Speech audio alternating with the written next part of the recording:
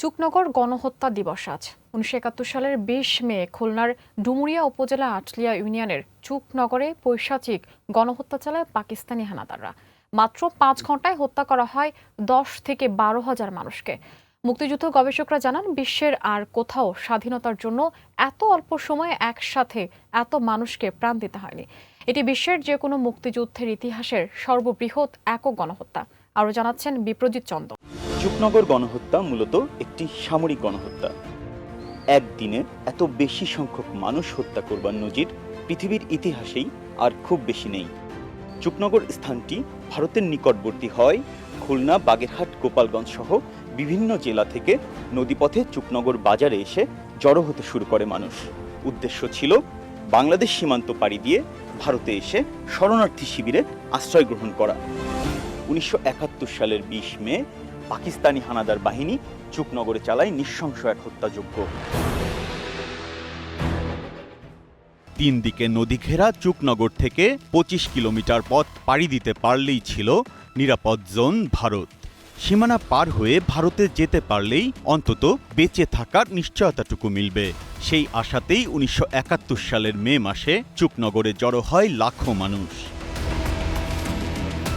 পাক বাহিনী ও রাজাকারদের নির্যাতন থেকে রক্ষা পেতে বাগেরহাট, খুলনা, বরিশাল, ফরিদপুর সহ বিভিন্ন জেলার মানুষ ভারতে পালিয়ে যাওয়ার পথে আশ্রয় নেন চুকনগরে। ১৯৭১ সালের ২০ মে নির্মম গণহত্যা চালায় পাক বাহিনী। ৪ থেকে ৫ ঘন্টার ওই লাগাতার হত্যাযজ্ঞে সেদিন ঝরেছিল ১০ থেকে ১২ হাজার তাজা প্রাণ।